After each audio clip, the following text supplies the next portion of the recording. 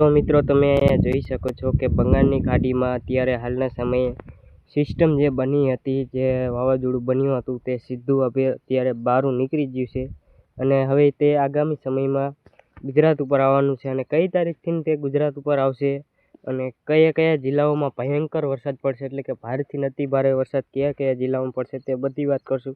જો તમે આ ચેનલમાં નવા હોય તો સબસ્ક્રાઈબ જરૂરથી કરી લેજો. તો મિત્રો તમે અહીંયા જોઈ શકો છો કે બંગાળની ખાડીમાં જે સિસ્ટમ અત્યારે હાલના સમયે બની હતી તે અત્યારે હાલમાં બહાર નીકળી ગઈ છે 29 તારીખે. તો 29 તારીખે આજે કયા કયા વિસ્તારોમાં વરસાદ પડવાની સંભાવના રહી છે સવારના સમયે, ખાસ કરીને મિત્રો સુરત છે, વલસાડ છે, વાપી છે, બાઈસર છે, નુરબન છે, સુરતના બધા વિસ્તારોમાં અત્યારે હાલના સમયે વાદળછાયું હોવા સંભાવના છે. એટલે કે આખા ગુજરાતમાં અત્યારે હાલના સમયે વાદળછાયું રહેવાની સંભાવના છે. તો મિત્રો બપોર પછીની વાત કરીએ તો બપોર પછી પણ દક્ષિણ ગુજરાતના કોઈક વિસ્તારો અને મધ્ય ગુજરાતના વિસ્તારોમાં અત્યારે હાલના સમયે સાંજના સમયે વરસાદ પડવાની સંભાવના રહેશે. કોઈક વિસ્તારોમાં છૂટાછવાયા વિસ્તારોમાં વરસાદ પડવાની સંભાવના રહેશે. બાકી 30 તારીખથી વરસાદનું જોર ખૂબ જ વધવાની સંભાવના રહેશે. એટલે કે સવારના 10 વાગ્યાના આડાગાળાના સમયે સુરત છે, વલસાડ છે, નવસારી છે, આ બધા વિસ્તારોમાં વરસાદ પડવાની સંભાવના રહેશે. સાંજના સમયની વાત કરીએ તો સાંજના સમયે મધ્ય ગુજરાત, ઉત્તર ગુજરાતમાં પણ ભારે વરસાદ પડવાની સંભાવના રહેશે. તો મિત્રો આ સિસ્ટમ છે જે સીધી 30 તારીખ એટલે કે રાત્રિના સમયે 31 તારીખના રાત્રિના સમયે તમે જોઈ શકો છો કે અમદાવાદ છે, ગોધરા છે,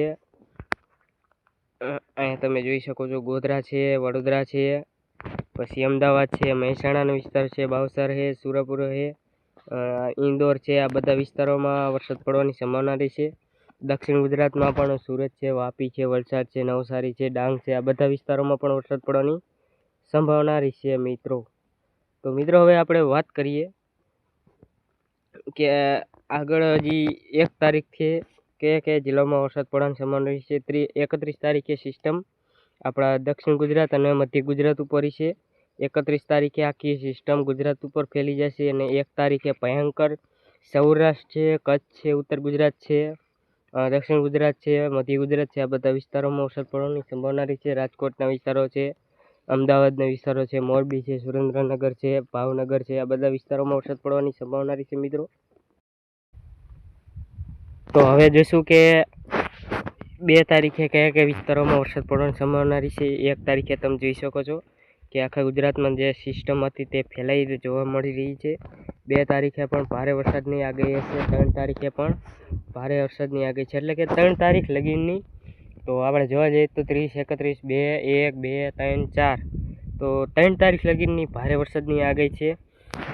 તો આપણે હવે જોઈએ કે કયા કયા વિસ્તારોમાં એલર્ટ કરવામાં આવ્યું છે, એટલે કે કયા કયા વિસ્તારોમાં ભારે એલર્ટ કરવામાં આવ્યું છે.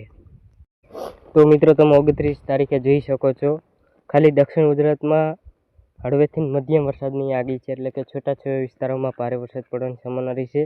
બાકી આખા ગુજરાતમાં હળવો વરસાદ એટલે કે વાદળછાયું રહેવાની સંભાવના રહેશે.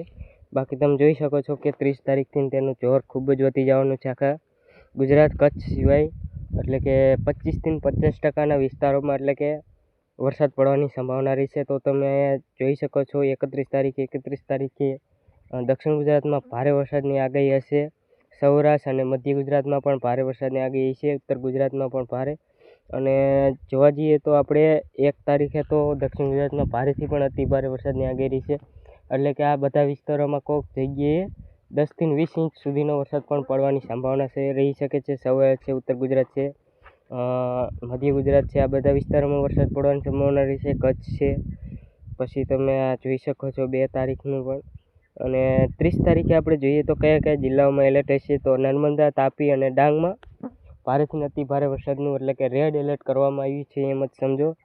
એટલે કે આ બધા વિસ્તારોમાં ભારેથી પણ અતિ ભારે વરસાદ પડવાની સંભાવના રહેશે. બાકી અમરેલી, ભાવનગર, જામનગર, ગીર સોમનાથ, વડોદરા છે, છોટાઉદેપુર છે, ભરૂચ છે, સુરત છે, વલસાડ છે, ડાંગ છે, તાપી છે, આ બધા વિસ્તારમાં હળવેથી મધ્યમ વરસાદની આગાહી છે. બાકી તમે જોઈ શકો છો 31 તારીખે અને 1 તારીખે, 2 તારીખે તમારે આવું એલર્ટ છે. તો મિત્રો હવે આપણે તમે તૈયાર થઈ જાઓ, કેમ કે હવે આગામી સમયમાં ભારેથી અતિ ભારે વરસાદની મોટી આગાહી આવી ગઈ છે.